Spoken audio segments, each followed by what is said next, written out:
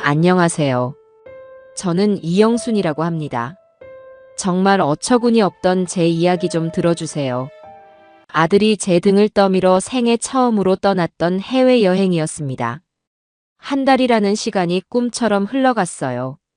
처음에는 말도 통하지 않는 이영만리 타국에서 잘 지낼 수 있을까 걱정이 태산 같았지만 그것도 하루 이틀이었습니다. 세상은 넓고 볼 것은 많다는 말을 이제야 실감했지요. 아들이 신경 써서 예약해준 패키지 여행은 제 또래의 좋은 친구들도 많이 만날 수 있는 기회가 되었습니다. 매일 밤 다리가 퉁퉁 붓도록 걸어 다녔지만 마음만은 십수년은 젊어진 기분이었어요. 평생 흙만 파고 살았던 남편과 저를 위해 그리고 먼저 간 남편 목까지 보라며 아들이 보내준 효도 관광.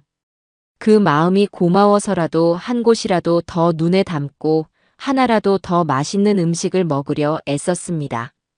그렇게 한 달을 꽉 채워 한국으로 돌아오는 비행기 안에서 저는 창밖을 보며 남편을 떠올렸습니다. 여보, 나 없이도 잘 있었어요?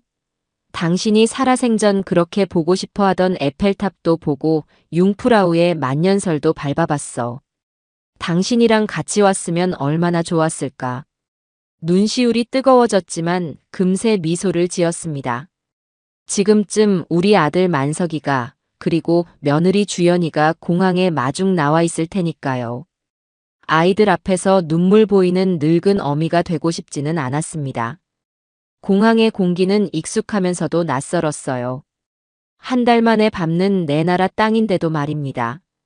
아들이 끊어준 비즈니스석 덕분에 편안하게 왔지만 역시 집만 한 곳은 없다는 생각이 들었지요. 입국장을 나서자마자 두리번거리며 아들 내외를 찾았지만 어찌된 일인지 아이들의 모습은 보이지 않았습니다. 혹시나 길이 엇갈렸나 싶어 한참을 서성이다 결국 전화를 걸었지요. 신호음이 길게 이어지다 겨우 연결된 아들의 목소리는 피곤에 절어 있었습니다. 어머니 도착하셨어요? 죄송해요. 제가 갑자기 회사에 급한 일이 터져서요. 주연이도 몸이 안 좋다고 하고. 택시 타고 조심히 오세요. 택시비는 제가 바로 보내드릴게요. 서운한 마음이 왜 없었겠습니까? 그래도 어쩌겠어요. 바쁘다는데 아프다는데. 저는 애써 괜찮은 척하며 전화를 끊고는 무거운 캐리어를 끌고 택시 승강장으로 향했습니다. 여행지에서 사온 손주들 장난감과 며느리에게 잘 어울릴 것 같아 큰맘 먹고 산 스카프가 담긴 쇼핑백이 유난히 무겁게 느껴지는 날이었어요. 택시를 타고 집으로 오는 내내 창밖 풍경은 빠르게 스쳐 지나갔습니다. 제가 사는 동네는 아파트 단지가 아닌 마당이 있는 주택들이 옹기종기 모여 있는 곳입니다. 남편과 제가 평생을 바쳐 마련하고 구석구석 우리 부부의 손때가 묻지 않은 곳이 없는 집이지요. 담벼락에 심은 장미 넝쿨은 여전한지 마당의 작은 텃밭에 심어두고 간 상추는 잘 자라고 있는지 궁금했습니다. 택시가 익숙한 골목으로 접어들어 마침내 우리 집 대문 앞에 멈춰 섰습니다. 기사님 고생하셨어요. 저는 아들이 보내준 돈으로 택시비를 계산하고 낑낑거리며 짐을 내렸습니다. 대문 앞에 서자 비로소 집에 돌아왔다는 안도감이 몰려왔어요. 비밀번호를 누르기 위해 손을 뻗었습니다. 우리 가족만 아는 남편의 생일 4자리. 그런데 이게 어찌된 일일까요? 삐비빅 하는 소리와 함께 등록되지 않은 번호입니다 라는 기계음만 반복해서 울렸습니다. 순간 머릿속이 하얘졌어요. 내가 번호를 잘못 눌렀나 싶어 다시 한번 천천히 눌러보았지만 결과는 같았습니다. 혹시나 아들이 보안을 위해 비밀번호를 바꾼 걸까요? 그랬다면 당연히 제게 미리 알려주었을 텐데요. 알 수 없는 불안감이 엄습했습니다. 저는 결국 대문에 달린 초인종을 눌렀습니다. 딩동 맑은 소리가 집 안으로 울려 퍼졌지만 안에서는 아무런 기척이 없었어요. 다시 한 번, 그리고 또 한 번. 3번쯤 눌렀을 때였을까요? 스피커 너머로 짜증이 가득 섞인 며느리의 목소리가 들려왔습니다. 누구세요? 그 목소리에 저는 잠시 할 말을 잃었습니다. 제 목소리를 모를 리가 없는데 마치 잡상인 취급하는 듯한 말투였으니까요. 나다 주연아. 어머니야. 제 말에 안에서는 한참 동안이나 아무런 대답이 없었습니다. 그러다 한숨을 푹 쉬는 소리가 들리고는 철컥 하고 문이 열렸지요. 문을 열고 나온 며느리 한주연의 모습은 가관이었습니다. 머리는 부스스하고 늘어난 티셔츠 차림에 얼굴에는 귀찮다는 기색이 역력했어요. 저를 보고도 어머니 오셨어요? 하는 인사가 전부였습니다. 반가워하는 기색은커녕 불청객을 맞이하는 듯한 태도였지요. 저는 서운함을 애써 감추고 물었습니다. 그래. 근데 현관 비밀번호가 바뀌었더구나. 왜 미리 말을 안 해줬니? 제 물음에 며느리는 대수롭지 않다는 듯 대답했어요. 아, 그거요. 깜빡했네요. 요즘 세상이 흉흉해서 바꿨어요. 들어오세요. 며느리는 그렇게 말하고는 먼저 휙 돌아서서 집 안으로 들어가 버렸습니다. 무거운 짐을 들고 있는 저를 도와줄 생각은 조금도 없어 보였어요. 저는 하는 수 없이 혼자서 끙끙거리며 캐리어와 짐가방을 현관 안으로 들여놓았습니다. 그런데 현관에 들어서는 순간 코를 찌르는 이상한 냄새에 저도 모르게 미간을 찌푸렸습니다. 쿰쿰하고 비릿한 한 번도 우리 집에서 나본 적 없는 불쾌한 냄새였어요. 집에서 이상한 냄새가 나는 것 같구나. 환기를 잘 안 시켰니? 제가 묻자 거실 소파에 드러누워 스마트폰을 보던 며느리는 쳐다보지도 않고 건성으로 대답했습니다. 고양이 냄새예요. 제가 고양이들을 좀 데려왔거든요. 고양이라니요. 며느리가 결혼 전부터 고양이를 좋아한다는 것은 알고 있었지만 아들 내외가 사는 아파트에서 키우는 줄로만 알았지 제 집에 데려왔을 줄은 꿈에도 몰랐습니다. 저는 일단 짐부터 풀 생각으로 제 방으로 향했습니다. 평생을 남편과 함께 쓴 집에서 가장 햇볕이 잘 드는 안방. 그곳은 제게 단순한 침실 이상의 의미를 가진 공간이었습니다. 그런데 방문을 열어젖힌 순간 저는 제 눈을 의심해야만 했습니다. 제 방이라고 부르던 그 공간은 더 이상 제가 알던 모습이 아니었어요. 방 안에는 거대한 캣타워가 천장까지 닿을 듯 솟아 있었고 바닥에는 온갖 종류의 고양이 장난감과 스크래처, 푹신한 쿠션들이 어지럽게 널려 있었습니다. 한쪽 구석에는 고양이 화장실 여러 개가 놓여 있었는데 아까 현관에서부터 나던 지독한 냄새의 근원지가 바로 그곳인 듯 했어요. 그리고 제 침대가 있던 자리에는 철창으로 된 케이지 여러 개가 층층이 쌓여 있었습니다. 그 안에서는 생전 처음 보는 각양각색의 고양이들이 저를 경계하며 노려보고 있었지요. 제 옷장이며 화장대, 남편과의 추억이 담긴 물건들은 온데간데 없이 사라지고 그 자리를 온갖 고양이 사료 포대와 간식 상자들이 차지하고 있었습니다. 이건 제 방이 아니었어요. 완벽한 고양이 소굴이었습니다.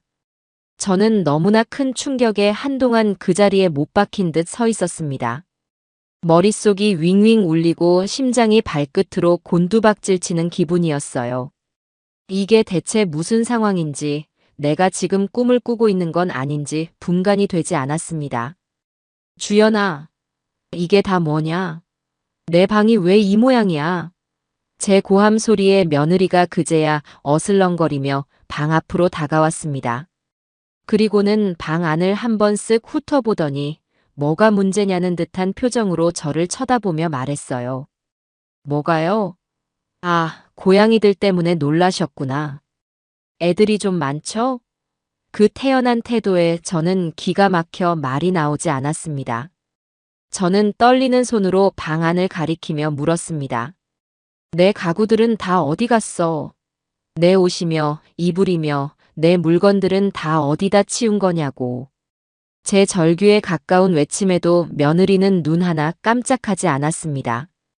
오히려 귀찮다는 듯이 손톱을 매만지며 말하는 그 모습에 저는 온몸의 피가 거꾸로 솟는 것 같았어요. 아, 그거요? 창고에 대충 넣어뒀어요. 어머니 물건들은 낡고 촌스러워서 이 집 분위기랑도 안 맞고 고양이들 키우려니 공간이 부족해서요. 낡고 촌스럽다는 말에 가슴이 철렁 내려앉았습니다. 남편과 함께 발품 팔아 장만하고 평생을 아끼며 써온 가구들입니다. 제 젊은 날과 인생의 희로애락이 고스란히 담긴 물건들이에요. 그런 소중한 제 역사를 며느리는 대충 창고에 처박아 두었다고 말하고 있었습니다. 저는 더 이상 참을 수가 없었어요. 너 지금 뭐라고 했니? 여기가 어디라고 네 마음대로 남의 물건을 치우고 짐승소굴로 만들어. 당장 이것들 다 치우지 못해. 저는 분노로 온몸을 떨며 소리쳤습니다. 하지만 제 앞에 선 며느리는 조금도 위축되지 않았어요. 오히려 제 말을 비웃기라도 하듯 팔짱을 끼고 저를 위아래로 훑어보았습니다. 그리고는 제 인생을 통째로 부정하는 결코 잊을 수 없는 말을 내뱉었습니다. 어머니, 착각하시는 모양인데 여긴 이제 어머니 방 아니에요. 고양이들 방이라고요. 그리고 남의 집 올 때 왜 미리 연락도 안 하세요? 사람 불편하게. 남의 집이라는 단어가 비수처럼 날아와 심장에 박혔습니다. 평생을 바쳐 일군 내 집, 내 이름으로 된 이 집이 어느새 남의 집이 되어 있었던 겁니다. 저는 순간 할 말을 잃고 며느리의 얼굴만 멍하니 쳐다보았습니다. 며느리는 그런 저를 한심하다는 듯 쳐다보더니 결정타를 날렸어요. 어머니, 솔직히 말씀드릴게요. 아들만 보고 사시는 거 저희도 이제 부담스러워요. 이 집도 어차피 나중에 저희가 물려받을 거잖아요. 미리 좀 쓴다고 생각하시면 되죠. 그러니까 이제 그만 저희 인생에서 좀 빠져주세요. 어머니 지내실 곳은 알아서 다른 데 알아보시고요. 당장 나가세요. 당장 나가세요. 그 말을 듣는 순간 제 머릿속에서 무언가 툭 하고 끊어지는 소리가 났습니다. 분노와 배신감, 서러움이 한꺼번에 몰아쳐 눈물이 핑 돌았지만 저는 이를 악물고 참았습니다. 지금 여기서 울고불고 소리치며 싸우는 것은 저 여자애가 원하는 그림일 뿐이라는 생각이 들었어요. 이런 상식 밖의 인간을 상대로 감정적으로 대응해봤자 얻을 것은 아무것도 없었습니다. 저는 차갑게 식어가는 머리로 빠르게 상황을 판단하기 시작했습니다. 이 모든 것은 며느리 혼자 벌인 일이 아닐 겁니다. 제 아들, 김만석의 동의 혹은 방관 없이는 절대 불가능한 일이었으니까요. 효도 관광이라며 저를 해외로 보낸 것부터가 어쩌면 이 모든 것을 계획하기 위한 큰 그림이었을지도 모릅니다. 저는 아무 말 없이 뒤돌아섰습니다. 그런 제 모습에 며느리는 의아한 표정을 짓는 듯 했지만 저는 아랑곳하지 않았어요. 현관에 놓아두었던 제 캐리어 손잡이를 꽉 쥐었습니다. 그래, 나가주마. 아주 깨끗하게. 하지만 명심하거라. 너희가 오늘 나에게 한 짓 아주 비싼 대가를 치르게 될 거다. 마음속으로 되뇌며 저는 미련 없이 그 집의 문턱을 넘어섰습니다. 다시 문이 닫히고 완벽하게 내 집에서 쫓겨난 신세가 되었지요. 하지만 저는 절망하지 않았습니다. 오히려 제 안에서 차가운 분노와 함께 뜨거운 투지가 불타오르기 시작했어요. 저는 길가에 서서 잠시 숨을 고른 뒤 주머니에서 스마트폰을 꺼냈습니다. 그리고는 가장 먼저 근처에서 가장 좋은 호텔을 검색해 예약을 잡았어요. 이것은 도망이 아니었습니다. 길고 처절한 전쟁을 위한 저만의 베이스 캠프를 마련하는 첫 번째 단계였으니까요. 한주연, 그리고 내 아들 김만석. 너희는 절대로 나를 얕봐서는 안 되었다. 이제부터 피눈물이 무엇인지 뼈저리게 느끼게 해줄 테니.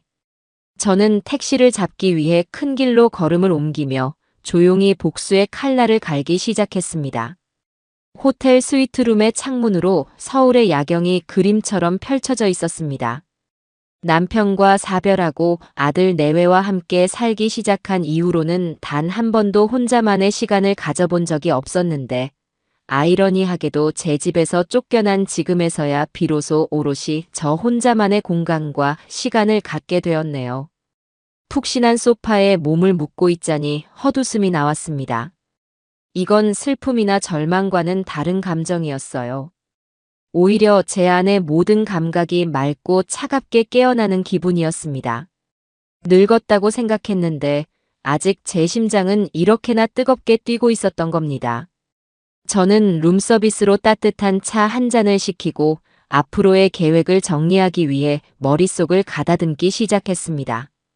첫 번째로 해야 할 일은 명확했어요.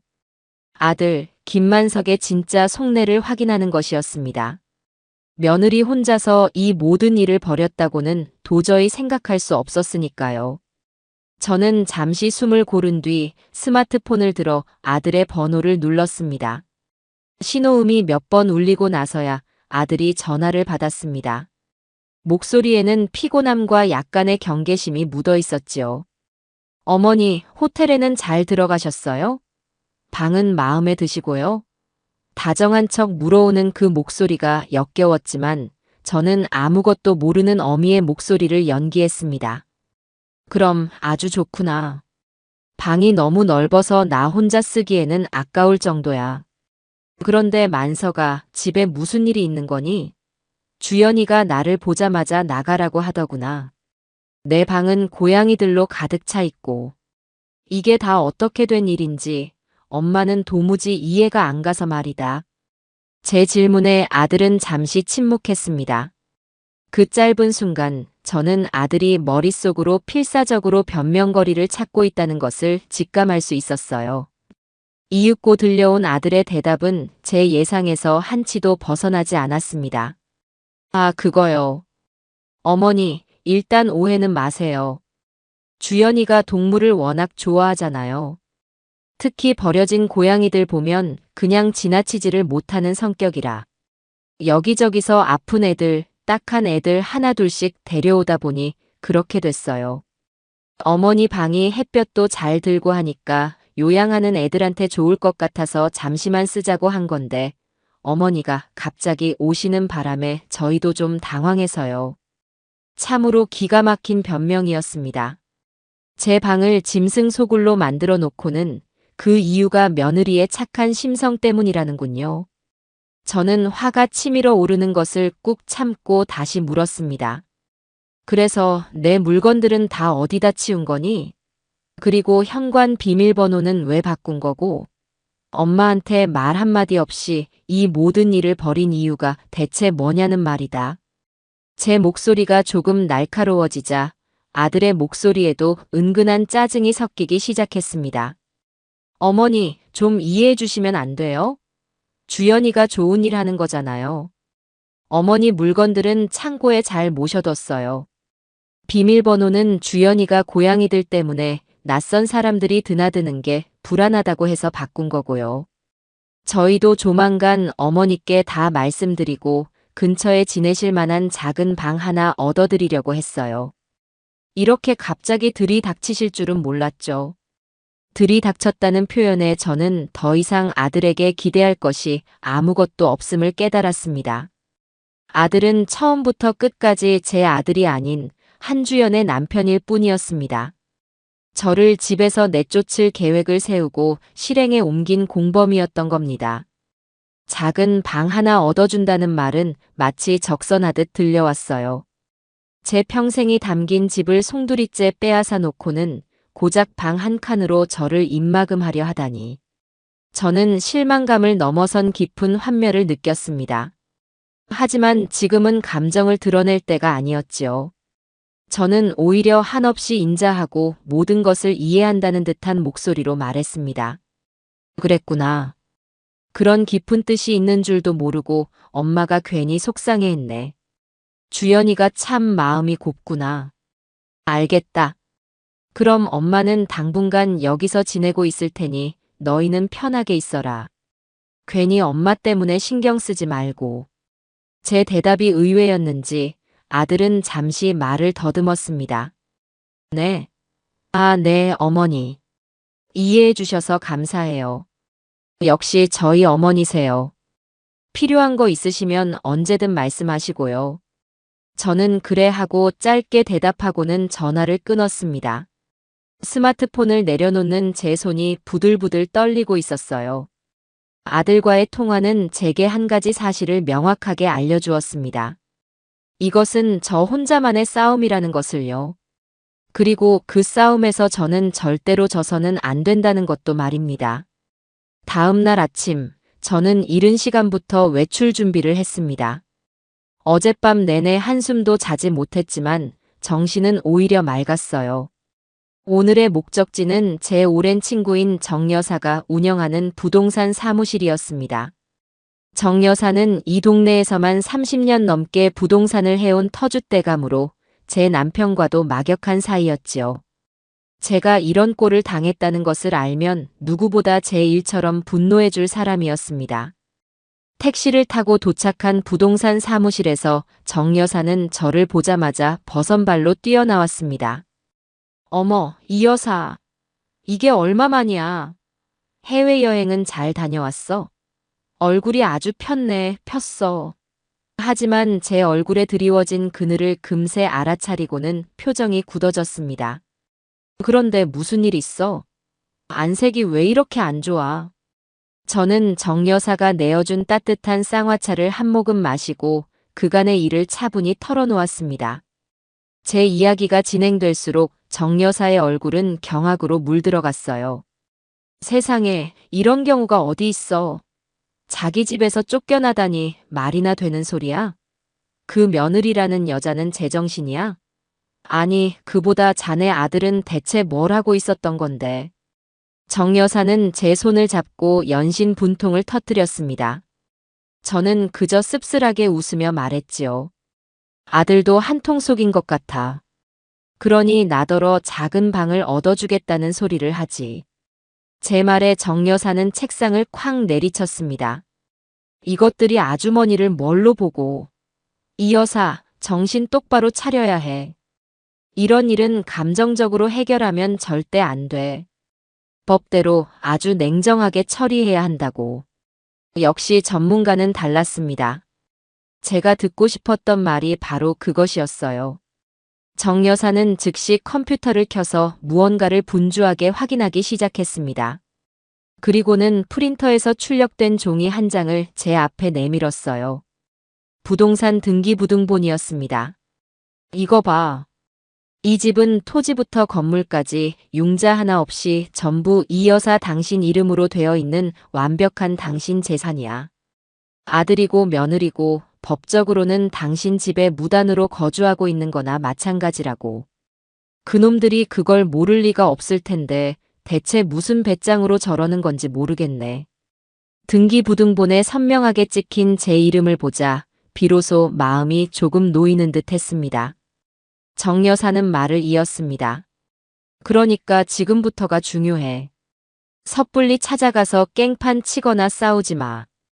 그건 저것들이 바라는 거야.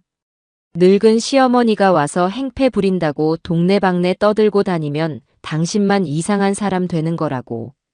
대신 저것들이 무슨 짓을 하고 있는지 확실한 증거를 모아야 해. 증거 알지? 모든 싸움은 증거가 전부야. 친구의 조언은 제 머릿속을 명쾌하게 정리해 주었습니다. 저는 고개를 끄덕이며 물었어요. 증거라면 어떤 걸 말하는 거야? 정 여사는 의미심장한 미소를 지으며 제게 말했습니다. 요즘 세상에 증거 모으는 게 뭐 그리 어렵나. 혹시 집에 CCTV 같은 거 없어?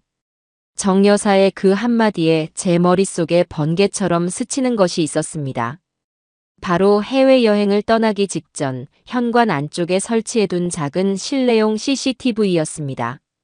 아들은 요즘 세상이 흉흉한데 굳이 왜 그런 걸 다냐며 타박했지만 저는 혹시 모를 외부 침입이 걱정되어 제 돈으로 직접 설치했었지요.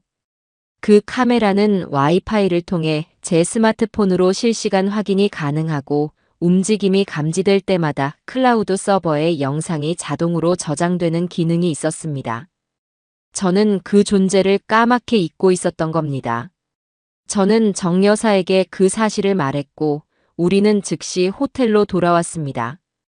저는 떨리는 손으로 노트북을 켜고 CCTV 앱에 로그인했습니다. 그리고 지난 한 달간의 녹화 기록을 재생하기 시작했어요. 처음 며칠간은 별다른 특이사항이 없었습니다. 아들과 며느리가 집을 드나드는 평범한 모습뿐이었지요. 그런데 제가 떠난 지 일주일쯤 지났을 때부터 이상한 움직임이 포착되기 시작했습니다. 낯선 사람들이 고양이 이동장을 들고 집을 드나들기 시작한 겁니다. 처음에는 한두 명이었지만 날이 갈수록 그 빈도와 수가 늘어났습니다. 영상 속 며느리는 마치 업소 사장처럼 손님들을 맞이하고 있었어요. 방문한 사람들은 대부분 고급 외제차를 타고 온 행색이 부유해 보이는 여자들이었습니다. 그들은 며느리에게 고양이를 맡기며 신용카드를 건네거나 현금이 든 봉투를 주고받았습니다. 어떤 날은 며느리가 노트북을 보며 예약 스케줄을 확인하는 모습도 포착되었습니다. 이것은 단순히 지인의 고양이를 몇 마리 맡아주는 수준이 아니었습니다. 명백한 사업 행위였어요. 버려진 고양이를 돌본다는 아들의 말은 새빨간 거짓말이었습니다. 영상에 등장하는 고양이들은 하나같이 품종이 좋아 보이는 소위 말하는 비싼 고양이들이었으니까요. 며느리는 제 집을 제 허락도 없이 불법 고양이 호텔로 개조해 돈벌이를 하고 있었던 겁니다. 저는 눈앞에 펼쳐지는 광경을 믿을 수가 없었습니다. 분노를 넘어선 허탈감이 온몸을 휩쓸었어요. 제 평생의 안식처가 남편과의 추억이 서린 그 집이 며느리의 천박한 돈벌이 수단으로 전락해버렸다는 사실에 참을 수 없는 모멸감을 느꼈습니다. 영상 속 며느리는 손님들이 돌아가고 나면 가증스러운 미소를 지우고 고양이들에게 신경질적으로 소리를 지르거나 케이지를 발로 툭툭 차는 모습도 보였습니다. 동물을 사랑해서가 아니었어요. 그저 돈이 목적이었던 겁니다. 저는 모든 영상을 날짜별로 꼼꼼하게 다운로드하여 외장 하드에 백업했습니다. 이것은 그들의 죄를 입증할 빼도 박도 못하는 증거가 될 것이었습니다. 정 여사는 제 어깨를 두드리며 말했습니다. 이 여사, 이제 칼자루는 당신이 쥐었어.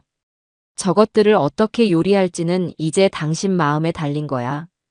저는 굳게 입을 다문 채 노트북 화면 속에서 돈을 세며 웃고 있는 며느리의 얼굴을 노려보았습니다. 그래, 주연아. 어디 한번 실컷 웃어보렴. 그 웃음이 비명으로 바뀌는 데는 그리 오랜 시간이 걸리지 않을 테니. 저의 첫 번째 반격은 이미 시작되고 있었습니다. 저는 호텔방에 틀어박혀 며칠 밤낮으로 컴퓨터 앞에만 앉아 있었습니다. 정 여사의 말대로 칼자루는 이제 제가 쥐고 있었지만 그 칼을 어떻게 휘둘러야 가장 아프고 효과적일지 신중하게 고민해야 했어요.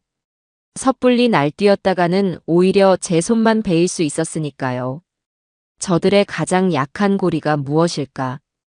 그것은 바로 돈과 체면이었습니다. 특히 며느리 한주연이라는 인간은 속물적인 허영심으로 가득 차 있다는 것을 저는 진작에 알고 있었습니다. 그렇다면 첫 번째 공격 목표는 바로 그 지점이 되어야 했습니다. 저는 CCTV 영상에서 힌트를 얻어 며느리가 활동할 만한 온라인 공간을 샅샅이 뒤지기 시작했습니다. 고급 품종묘, 고양이 호텔, 강남 등의 키워드를 조합해 검색하자 어렵지 않게 국내 최대 규모의 고양이 애호가 온라인 커뮤니티를 찾아낼 수 있었어요. 그리고 그곳에서 럭셔리 캣맘이라는 낯간지러운 닉네임을 쓰는 며느리의 게시물들을 발견하는 데는 그리 오랜 시간이 걸리지 않았습니다. 며느리의 게시물들은 그야말로 허세와 과시의 결정체였습니다. 제 집을 마치 자신의 집인 양 찍어 올린 사진들로 가득했어요.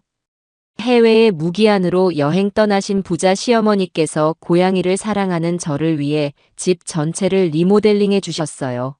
강남 주택가에 위치한 저희 프라이빗 캣 호텔은 하루 소수 정예의 VVIP 냥님들만 모신답니다. 와 같은 가증스러운 글들을 버젓이 올려놓고 있었습니다.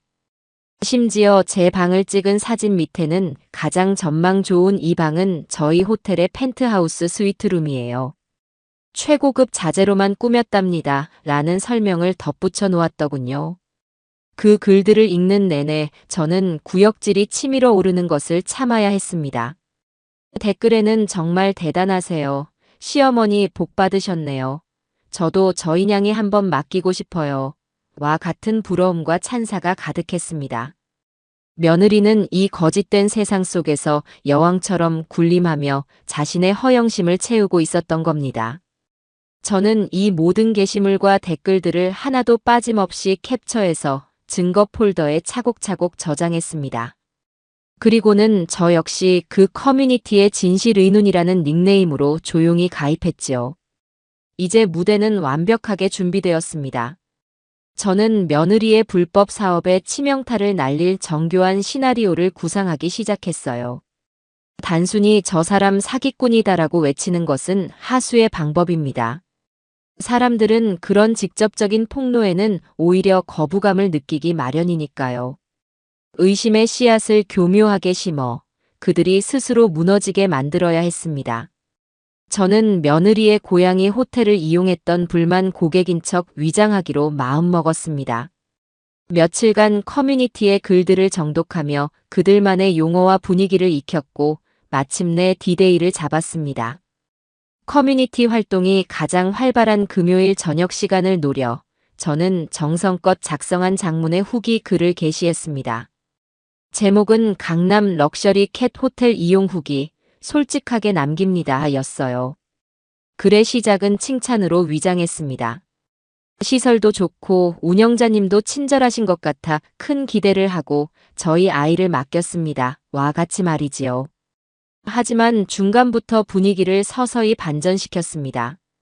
그런데 아이를 데려오고 며칠 뒤부터 아이가 계속 몸을 긁고 힘이 없어 병원에 데려갔더니 피부병과 스트레스성 방광염 진단을 받았습니다. 병원에서는 여러 마리가 함께 지내는 곳에서 위생 관리가 제대로 되지 않았을 경우 감염될 수 있다고 하더군요. 저는 여기서 그치지 않고 며느리의 심장을 서늘하게 만들 결정적인 한 문장을 덧붙였습니다. 혹시 이곳 정식으로 허가받고 운영하는 곳이 맞나요? 혹시나 하는 마음에 사업자 등록증을 여쭤봤는데 대답을 회피하시는 것 같아 조금 찜찜해서요. 비싼 요금을 받는 만큼 기본적인 위생 관리나 사업자로서의 책임은 다해주셨으면 하는 마음에 쓴소리 남깁니다. 제 글은 그야말로 제대로 벌집을 건드린 격이었습니다.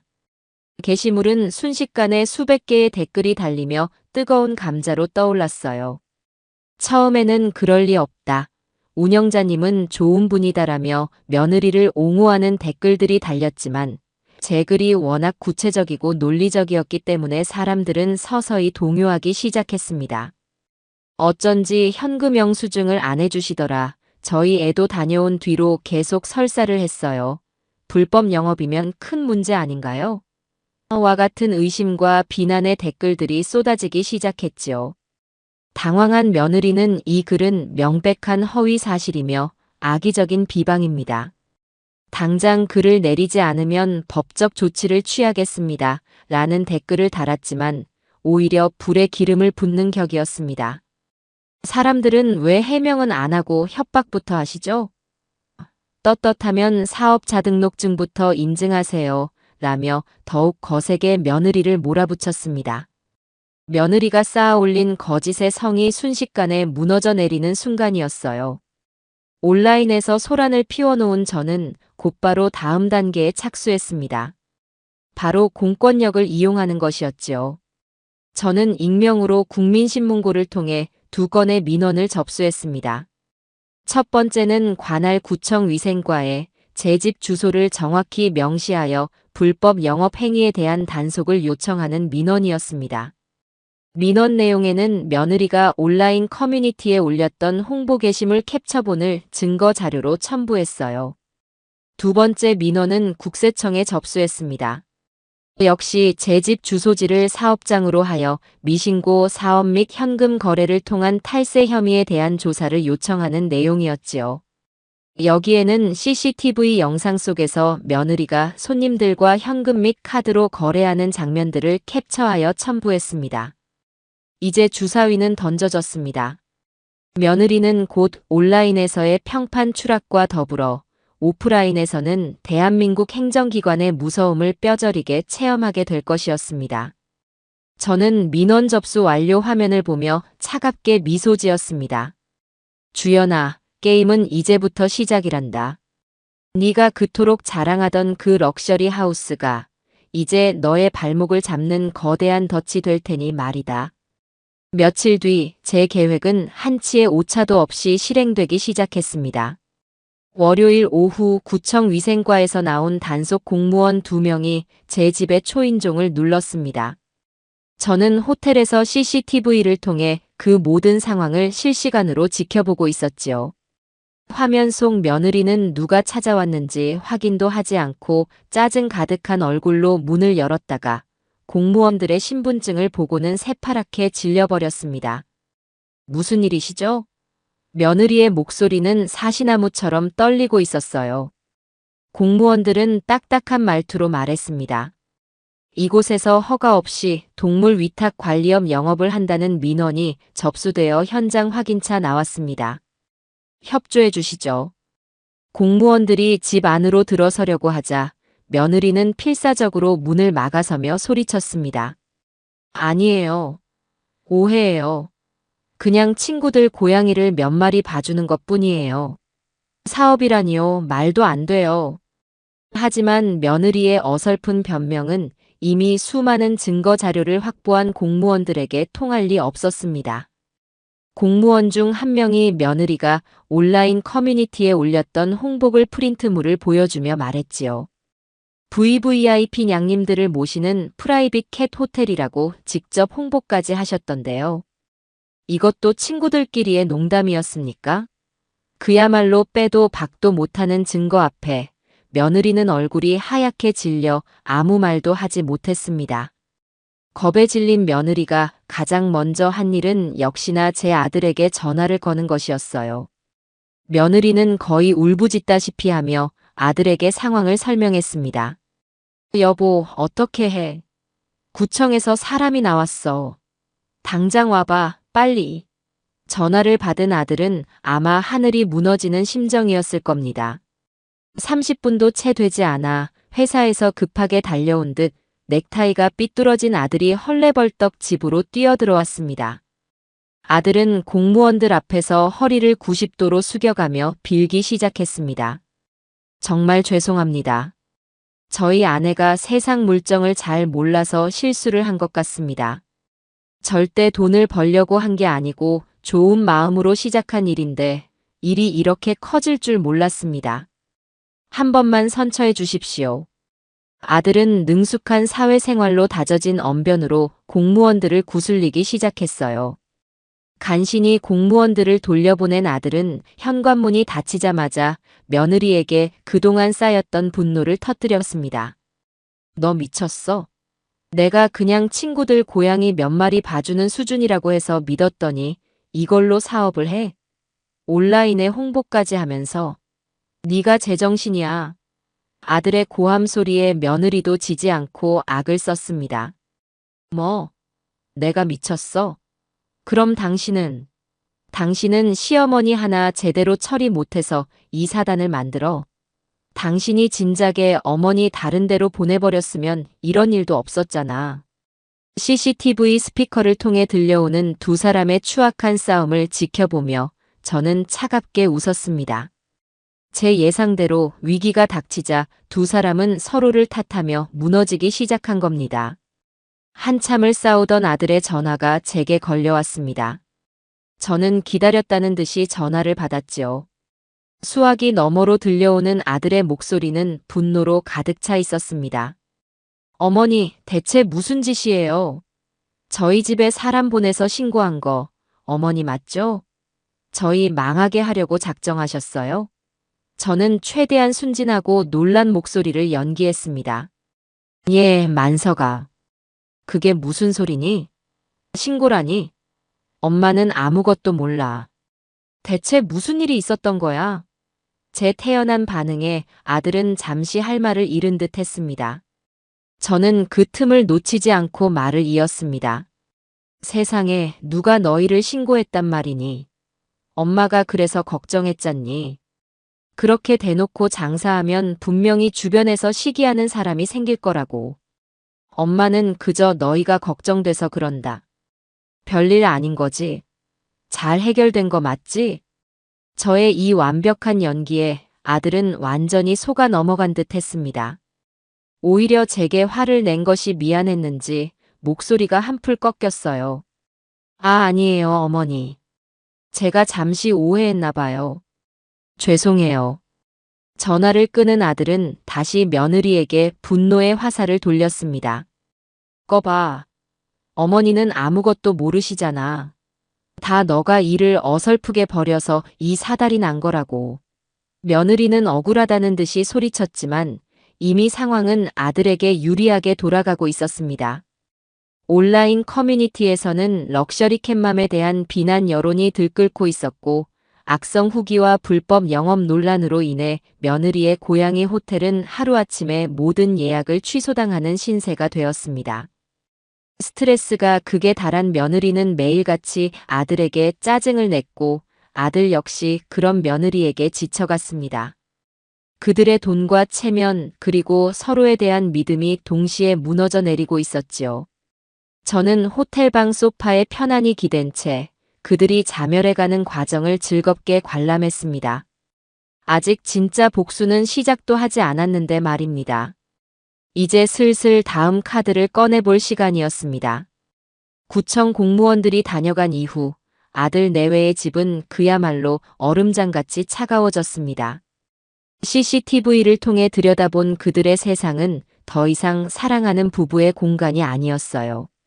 서로를 향한 날 선 말들이 오갔고 작은 소리에도 신경질적으로 반응하며 서로를 갉아먹고 있었지요. 며느리는 온라인 커뮤니티에서 하루아침에 사기꾼으로 낙인 찍혀 쏟아지는 비난을 감당하지 못했고 아들은 회사에서 좋지 않은 일이 있는지 연일 술에 취해 들어와 소파에서 잠들기 일쑤였습니다. 저는 그 모습을 지켜보며 어떤 동정심도 느끼지 않았어요. 그들이 뿌린 씨앗을 그들이 거두고 있을 뿐이니까요. 하지만 저는 알고 있었습니다. 이것은 시작에 불과하다는 것을요. 1단계 작전이 그들의 기반을 흔들어 놓는 것이었다면 2단계는 그 뿌리마저 송두리째 뽑아버리는 것이 되어야 했습니다. 그러기 위해서는 저 혼자의 힘만으로는 부족했어요. 제 편이 되어줄 강력한 조력자가 필요했습니다. 제 머릿속에 가장 먼저 떠오른 사람은 최진욱 변호사였습니다. 최 변호사는 먼저 세상을 떠난 제 남편의 오랜 동료이자 의형제나 다름없던 사람이었지요. 젊은 시절 남편이 억울한 일에 휘말렸을 때 발 벗고 나서서 무죄를 증명해 주었던 은인이기도 했습니다. 남편이 세상을 떠난 후로는 명절 때나 가끔 연락을 주고받는 사이가 되었지만 그의 강직한 성품과 날카로운 지성만큼은 제가 똑똑히 기억하고 있었습니다. 저는 수소문 끝에 서초동에 있는 그의 법률사무소로 직접 찾아갔습니다. 수십 년 만에 만난 최 변호사는 머리에 서리가 하얗게 내렸지만 형형하게 빛나는 눈빛만은 예전 그대로였습니다. 그는 저를 보자마자 마치 어제 만난 사람처럼 반갑게 맞아주었어요. 형수님, 이게 얼마만입니까? 그동안 잘 지내셨지요? 만석이는 이제 장성에서 효도 좀 하고요. 아들 이야기가 나오자 제 가슴이 철렁 내려앉았지만 저는 애써 미소를 지으며 그간의 사정을 차분히 털어놓기 시작했습니다. 제 이야기가 길어질수록 최 변호사의 얼굴은 점차 굳어져 갔습니다. 처음에는 안타까움으로 시작했던 그의 표정은 이내 경악으로 그리고 마침내 참을 수 없는 분노로 바뀌어 갔지요. 제가 며느리에게 당장 나가라는 말을 듣고 집에서 쫓겨났다는 대목에 이르러서는 그가 주먹으로 책상을 내리치는 바람에 찻잔이 요란한 소리를 내며 흔들렸습니다. 이런 파렴치한 것들을 봤나. 형님이 평생을 바쳐 이룬 집에서 형수님을 내쫓다니요. 그리고 만석이 그놈은 대체 뭘 한 겁니까? 제 어미가 이런 수모를 당하는데 그걸 보고만 있었다는 말입니까? 최 변호사는 제 남편이라도 살아 돌아온 것처럼 분노했습니다. 그의 그 모습에 저는 그만 참았던 눈물을 터뜨리고 말았어요. 제 편이 있다는 사실이, 제 억울함을 알아주는 사람이 있다는 사실이 얼마나 큰 위안이 되는지 그때 처음 알았습니다. 최 변호사는 제가 내민 외장 하드에 담긴 CCTV 영상과 온라인 커뮤니티 캡처 자료들을 꼼꼼히 검토했습니다. 그의 눈빛은 사냥감을 포착한 매처럼 날카롭게 빛났어요. 한참 동안 자료를 살피던 그는 안경을 벗어 책상에 내려놓으며 단호하게 말했습니다. 형수님, 걱정 마십시오. 이 일은 제가 맡겠습니다. 변호사 수임료 같은 건 생각지도 마시고요. 이건 제 형님에 대한 의리이자 인간으로서의 도리입니다. 저 버러지 같은 것들에게 법이라는 것이 얼마나 무서운지, 짓밟혀서는 안 될 것을 짓밟은 대가가 얼마나 처절한지 똑똑히 가르쳐 주겠습니다. 그의 말을 듣는 순간 제 마음속에 남아있던 마지막 불안감마저 눈 녹듯 사라졌습니다. 이제 제 뒤에는 대한민국 최고의 창과 방패가 버티고 서 있는 것이나 마찬가지였으니까요. 최 변호사는 제게 몇 가지 추가적인 증거를 확보할 것을 조언했습니다. CCTV 영상만으로는 불법 영업의 규모를 정확히 입증하기 어려우니 며느리의 고양이 호텔을 실제로 이용했던 고객들의 증언을 확보하는 것이 무엇보다 중요하다는 것이었지요. 그것은 세무조사와 추후에 진행될 손해배상 청구 소송에서 결정적인 증거가 될 것이라고 했습니다. 저는 즉시 행동에 나섰습니다. 온라인 커뮤니티에서 럭셔리 캣맘에게 불만을 토로했던 몇몇 사람들의 아이디를 기억해 두었고 그들에게 조심스럽게 쪽지를 보냈습니다. 저 역시 피해자인 척, 저도 그곳에 고양이를 맡겼다가 아이가 병에 걸려 속상한 마음에 연락드린다. 혹시 괜찮으시다면 만나서 이야기를 나눌 수 있겠느냐는 내용이었지요. 대부분은 경계하며 답이 없었지만 그중 2명에게서 만나고 싶다는 연락이 왔습니다. 저는 약속 장소인 강남의 한 조용한 카페로 향했습니다. 먼저 도착해 있던 2사람은 20대 후반에서 30대 초반으로 보이는 젊은 여성들이었어요. 처음에는 저를 경계하는 눈빛이 역력했지만 제가 먼저 제 고양이가 피부병에 걸려 고생했던 이야기를 꾸며내며 눈시울을 붉히자 그들도 이내 마음을 열고 자신들의 이야기를 털어놓기 시작했습니다. 한 여성은 자신의 고양이가 그곳에 다녀온 뒤로 극심한 스트레스로 밥도 먹지 않고 구석에 숨어만 있는다며 울먹였습니다. 다른 여성은 터무니없이 비싼 요금을 현금으로만 요구하고 고양이의 상태를 물어봐도 건성으로만 대답하는 며느리의 태도에 처음부터 의심이 들었다고 말했지요. 그들의 이야기는 제 분노에 더욱 불을 지폈습니다. 며느리는 단순히 불법 영업을 한 것이 아니었어요. 소중한 생명을 담보로 위험한 장사를 하고 있었던 겁니다. 저는 그들에게 최 변호사의 명함을 건네며 모든 법적 지원을 약속하고 그들의 피해 사실에 대한 진술서를 확보할 수 있었습니다. 그들은 제게 여러 번 고개를 숙이며 감사하다고 말했어요. 자신들처럼 순진한 피해자가 더는 나오지 않게 해달라고 부탁하기도 했고요. 모든 준비는 끝났습니다. 저는 확보한 증인 진술서를 들고 다시 최 변호사를 찾아갔습니다. 진술서를 검토한 최 변호사는 만족스러운 미소를 지으며 말했습니다. 이 정도면 충분합니다. 이제 저들에게 우리의 첫 번째 경고장을 날릴 시간입니다. 최 변호사는 곧바로 법적인 효력을 갖는 공식 문서, 내용 증명 우편을 작성하기 시작했습니다. 그 내용은 간결하고 단호했습니다. 첫째, 수신인 김만석, 한주연은 발신인 이영순 소유의 주택에서 즉시 모든 불법 상업 활동을 중단할 것. 둘째, 이 통지서를 받은 날로부터 30일 이내에 해당 주택에서 퇴거할 것.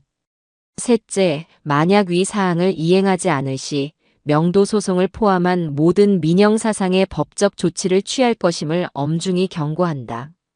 저는 그 서류의 발신인 란에 제 이름을 적고 도장을 찍으며 심장이 세차게 뛰는 것을 느꼈습니다. 이것은 단순한 종이 한 장이 아니었어요.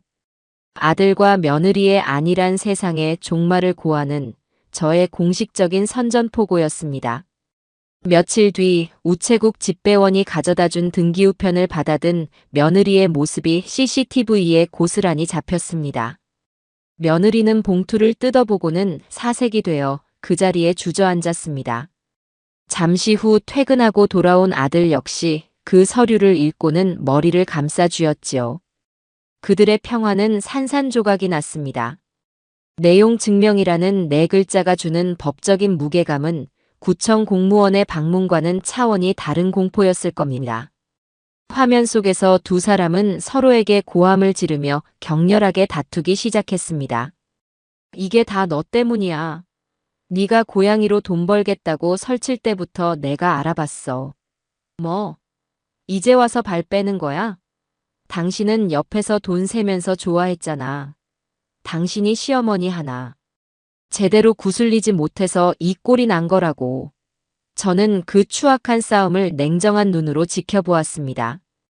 그래, 그렇게 서로를 물어뜯으렴. 너희의 그 단단해 보이던 관계가 얼마나 허약한 모래성 위에 세워진 것이었는지 이제 곧 온 세상이 알게 될 테니. 저는 차갑게 식은 찻잔을 들어올리며 다음 악장을 조용히 준비했습니다. 최 변호사가 보낸 내용 증명은 아들 내외의 안일한 세상에 내려진 사형 선고나 다름없었습니다. 30일이라는 퇴거 시한이 하루하루 다가올수록 그들은 처형 날짜를 기다리는 사형수처럼 극도로 예민하고 불안정해져 갔지요. CCTV를 통해 본 그들의 일상은 그야말로 아비규환이었습니다. 이전에는 서로를 탓하며 싸우기라도 했지만 이제는 서로의 존재 자체를 무시하며 유령처럼 집 안을 배회했습니다. 며느리는 하루 종일 소파에 누워 스마트폰만 들여다보았고 아들은 퇴근 후에도 집에 들어오지 않고 밖을 떠도는 날이 많아졌어요. 그들이 그토록 자랑하던 럭셔리 하우스는 이제 숨막히는 감옥이 되어 그들을 올가매고 있었습니다. 저는 그 모습을 보며 일말의 가여움도 느끼지 않았습니다. 자업자득, 인과응보라는 말이 이토록 실감나게 다가온 적은 없었어요. 며느리 한주연에게 가장 큰 고통은 금전적인 손실이나 법적인 압박이 아니었습니다. 그것은 바로 그녀의 목숨과도 같았던 체면이 산산조각 나는 것이었지요. 제가 온라인 커뮤니티에 심어놓은 의심의 씨앗은 무섭게 자라나 이제는 걷잡을 수 없는 소문이 되어 그녀의 현실 세계를 잠식하기 시작했습니다. 제가 만났던 피해자 중 한 명이 공교롭게도 며느리가 어울리던 부유층 사모님 모임의 일원이었던 것이 결정적이었습니다. 그 여성은 모임에 나가 며느리의 실체를 낱낱이 폭로했습니다. 한주연 씨 시어머니 집 뺏어서 불법 고양이 호텔 하다가 소송당했다면서요? 자기 집도 아니면서 있는 척은 혼자 다 하더니 꼴 좋다. 그런 사람이랑 어울린 우리가 창피하다와 같은 이야기들이 급속도로 퍼져나갔지요. 며느리의 휴대전화는 불이 나기 시작했습니다. 어제까지도 함께 브런치를 즐기며 웃고 떠들던 지인들은 이제 전화를 걸어 조롱 섞인 목소리로 안부를 묻거나 노골적으로 그녀를 비난했습니다. 주연 씨, 괜찮아? 소문 들었어. 시어머니를 내쫓았다니 사실이야? 어머, 웬일이니? 너 그런 애인 줄 몰랐다. 우리 이제 연락하지 말자. 며느리는 처음에는 아니라고 발뺌하며 악을 썼지만 시어머니가 보낸 내용 증명이라는 구체적인 증거 앞에서는 속수무책이었습니다. 그녀가 공들여 쌓아 올린 VVIP, 럭셔리맘이라는 허상의 이미지는 와르르 무너져 내렸습니다.